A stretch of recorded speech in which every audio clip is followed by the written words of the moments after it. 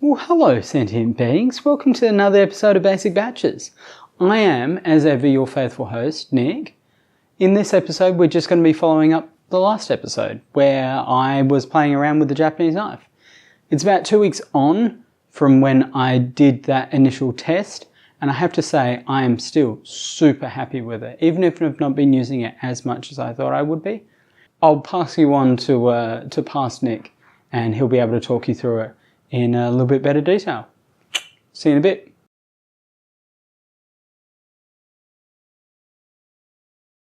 So I'm gonna try on a few different things, seeing as I need to make dinner tonight, hence the lighting issues. So we're going to chop some veggies. Okay, let's do this. So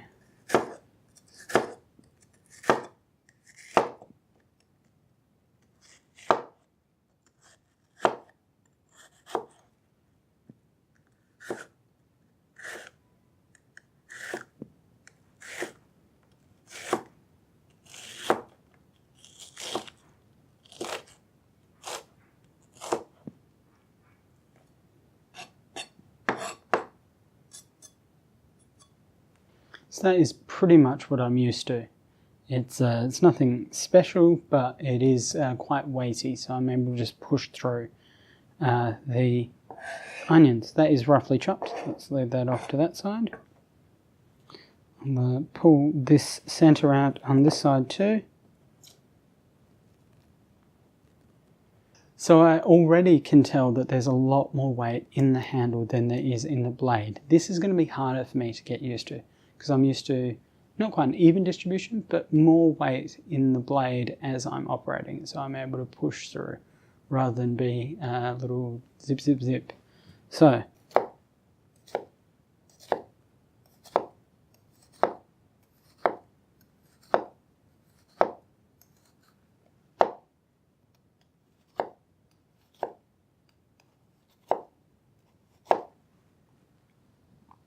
just from that, I can tell that it is so much sharper. I've only used about that much. So what's that? 5 centimeters of this blade, and it's just so smooth and easy, and it just glides through. I think I like it. I think I like it already. Let's go across. Yep, and you'll notice because it is so slim that everything is holding its shape more, even if I go down. Look at that. It just glides through. Just glides through. That is because of 2 reasons. One, because it's a Japanese blade, so it is thinner and at a sharper angle. But also because it is absolutely fresh and brand new. So it is as sharp as it's ever been, and maybe even as sharp as it's ever going to be. Every time that I go to get it sharpened again, it is going to wear off a little bit, and it's going to start to drag the blade further in this way. Not too much, because we are just sharpening it up, and I will make sure that I keep it nice and straight as well with the straightener or a sharpening stick. But already I'm just blown away by how good it is. I've got tears. That's how good it is. Okay, so test number 2 is going to be carrots. These are really, really thick, hearty vegetables, as you well know. So it will take, for me, a little bit more force and a little bit more pressure when I'm using the IKEA knife to cut through. I'll be doing those diagonal cuts that I showed you in our cutting remarks video, which I will link to up the top. So yeah, let's compare the IKEA knife with the Japanese beautiful Santoku knife. So I've picked carrots that are roughly the same size and shape and roughly the same thickness as well, so we can't accuse me of cheating one way or the other. So top and tail, work out a good angle. Let's go there. Let's reverse that. So I'm pushing through quite a lot here. Feels thicker, like the blade feels thicker, and the whole process feels thicker as well. Let's cut there. Delightful. Let's go to the Japanese blade now. Oh, it just glides, Imagine if my finger were under that. Okay, so. Very good, very neat. There is still a bit of push that I have to do, but it is not nearly as intense or forceful. Look, I just peel the carrot away. Oh.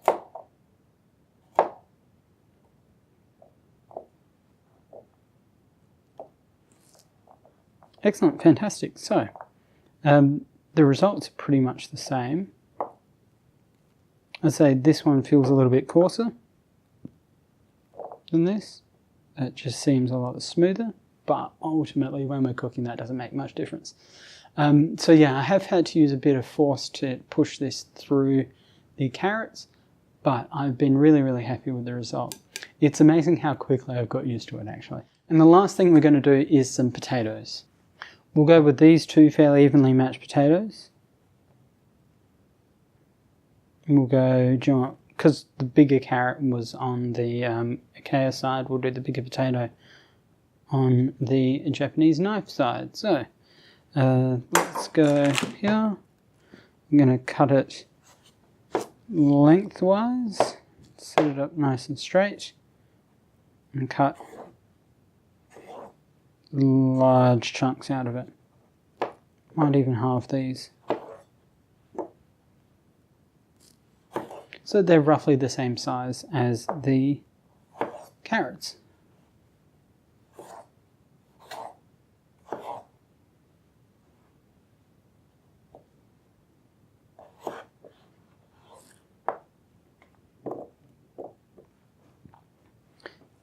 So a bit of pushing, bit of dragging, nothing too serious. It is still a relatively sharp knife. Because we've got these scalloped bits in here, sorry. The carrots and potatoes are much better at falling off because they don't get enough purchase or vacuum hold on a scalloped edge. So it'll be interesting to see how the other knife does. Put that down.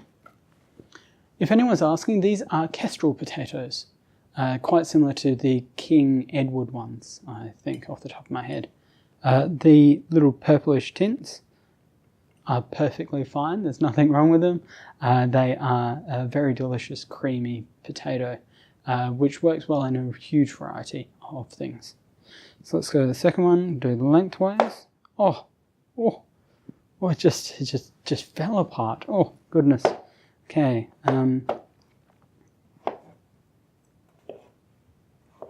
Yeah, that is astronomical. That is really, really good.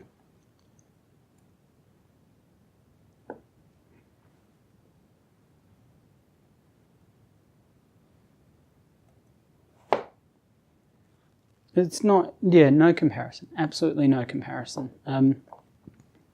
The Japanese knife has just done such a smooth job. I thought I was going to need to push a little bit more, but absolutely not necessary. It is just silky. Silky is the best word for it.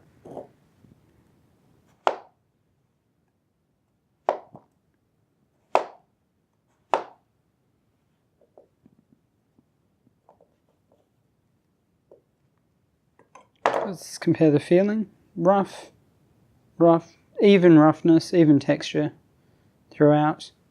I'm fairly happy with the results.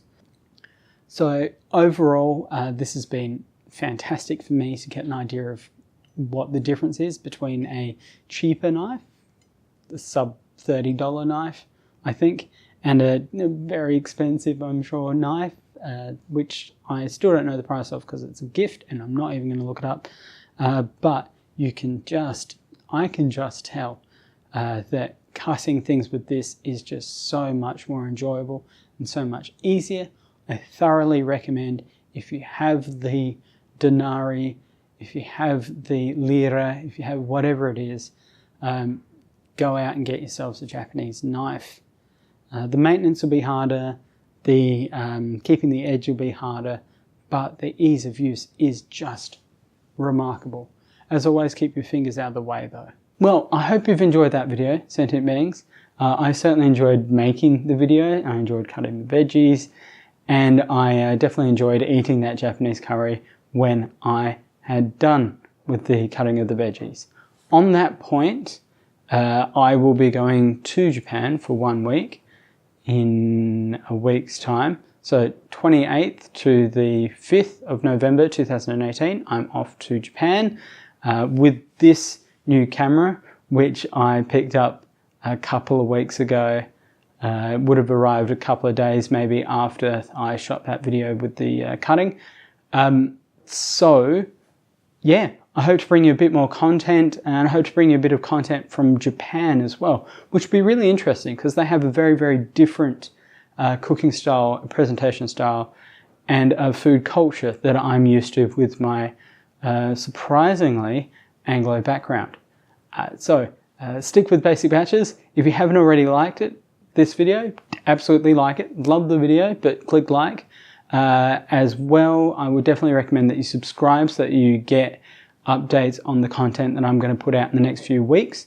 I will be doing a bit of a relaunch for Basic Batches 2.0, so that's going to be interesting. And I will see you when I get back from my holiday in Japan.